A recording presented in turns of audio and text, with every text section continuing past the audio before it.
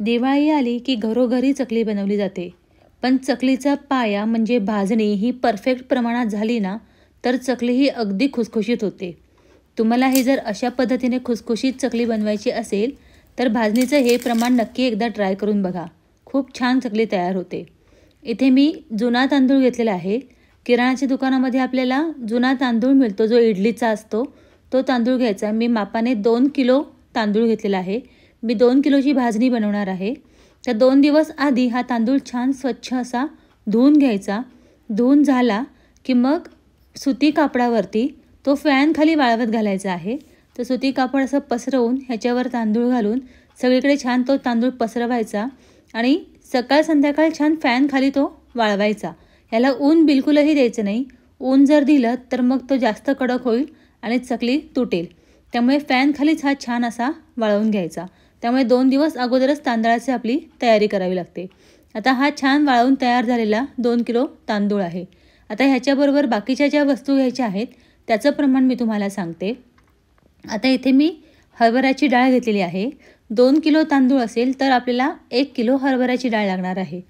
1 kilo डाळ घेतल्यानंतर इथे आपल्याला उडदाची डाळ जी आहे ती अर्धा किलो लागणार आहे. प्रमाणामध्ये 2 किलो तांदूळ, 1 किलो हरभऱ्याची डाळ आणि अर्धा किलो उडदाची डाळ. आता इथे 100 ग्रॅम पोहे घेतलेले आहेत, 100 ग्रॅम धने आणि 100 ग्रॅम जिरे. हे एवढंच आपल्याला लागणार आहे भाजणीसाठी. ह्याच्याने भाजणी अगदी अप्रतिम होते आणि छान अशी चकली ह्याच्याने तयार होते. मी पुन्हा एकदा सांगते. 2 किलो तांदूळ, 1 किलो हरभरा डाळ, अर्धा किलो उडदाची डाळ, 100 ग्रॅम पोहे, 100 ग्रॅम धने आणि 100 ग्रॅम जिरे. एवढं सगळं प्रमाणात तुम्ही घ्यायचं. आता इथे कढईमध्ये छान तांदूळ असा आपल्याला भाजून घ्यायचा आहे. आता 2 किलो तांदूळ असल्यामुळे एकदम सगळा भाजला जाणार नाही. त्यात थोडा थोडा करून मी भाजून घेते आहे. लो टू मीडियम फ्लेम ठेवायची. एकदम बारीक गॅस पण ठेवायचा नाही, खूप वेळ जातो तांदूळ भाजायला. आणि एकदम मोठा गॅस ठेवलात ना तर वरून तांदूळ भाजला जाईल पण आतून कच्चा राहील आणि त्याच्यामुळे चकली आपली मऊ पडू शकते. त्यामुळे लो टू मीडियम फ्लेमवरती कॉन्स्टंट हलवत तांदूळ असा छान असा भाजून घ्यायचा. तांदूळच भाजायला सगळ्यात जास्त वेळ लागतो, तांदूळ आणि डाळ भाजायला. बाकी वेळ फार लागत नाही. आता इथे जुना तांदूळ बघा आणि हा भाजल्यानंतरचा बघा. म्हणजे जो आपला कच्चा तांदूळ असतो ना तो हे असतो, वजन त्याला जास्त असतं, हलका नाही होत. आणि भाजल्यानंतर हा तांदूळ असा हलका होतो. हलका झाला की समजून घ्यायचं छान आपला तांदूळ भाजला गेलेला आहे. अशा पद्धतीने मी सगळा तांदूळ थोडा थोडा करून भाजून घेतला.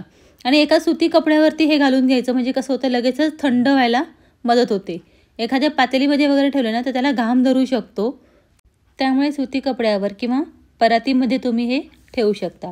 आता तांदूळ भाजून झाल्यानंतर हरभऱ्याची डाळ भाजून घ्यायची आहे. ती पण मी 2 वेळा भाजून घेतली, कारण की कसं एकदम एवढ्या कढईमध्ये बसत नाही आणि व्यवस्थित भाजली जात नाही. त्यामुळे थोडी थोडी करून भाजून घ्यायची. आता हरभऱ्याची डाळ पण सेम मी असंच एक साधारण 10 मिनटं तरी मी कॉन्स्टंट भाजलेली आहे. हरभऱ्याची डाळ पण तशीच होते, एकदम भाजतानाच लगेच कळतं की हलकी झालेली आहे डाळ. आणि वासही खूप छान सुटतो हरभऱ्याच्या डाळीचा भाजल्यानंतर. तेव्हा समजून घ्यायचं की डाळ भाजली गेलेली आहे. प्रॉपर भाजून घ्यायचं व्यवस्थित. हरभऱ्याची डाळ भाजून झाली ना की मग उडदाची डाळ भाजून घ्यायची. मी इथे आता अर्धाच किलो असल्यामुळे सगळी उडदाची डाळ ह्याच्यामध्ये घालून घेतलेली आहे. ती पण सेम करायचं, कॉन्स्टंट हलवत साधारण एक 5 ते 10 मिनटं कॉन्स्टंट हलवत भाजून घ्यायची. आता ही उडदाची डाळ भाजून झाल्यानंतर मग आपल्याला पोहे भाजून घ्यायचे आहेत. पोहे अगदी 2 मिनटामध्ये 2 ते 3 मिनटामध्ये पोहे भाजले जातात. कारण की काय होतं, हे सगळं भाजलेलं असताना कढई गरम झालेली असते आणि पोहे भाजायला हलके असतात, त्यामुळे पटकन भाजले जातात.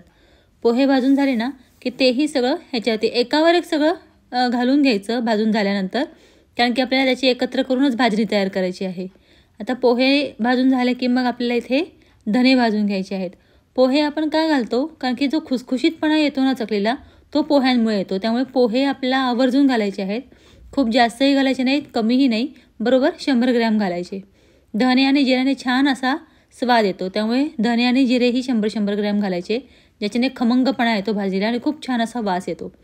आता धने भाजून झाल्यानंतर इथे जिरे भाजून घेते आहे मी. जिरे पण छान निवडून व्यवस्थित घ्यायचे. ह्याच्यामध्ये काड्या असू शकतात आणि खडेही असू शकतात.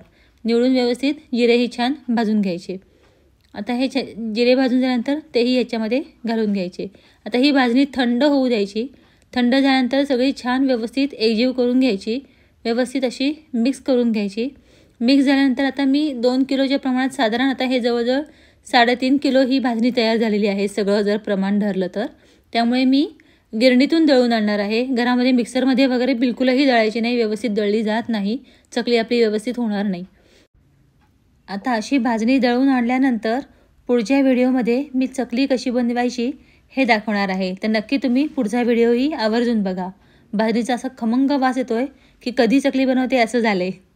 भेटू पुढच्या व्हिडिओमध्ये. तोपर्यंत बाय, टेक केअर.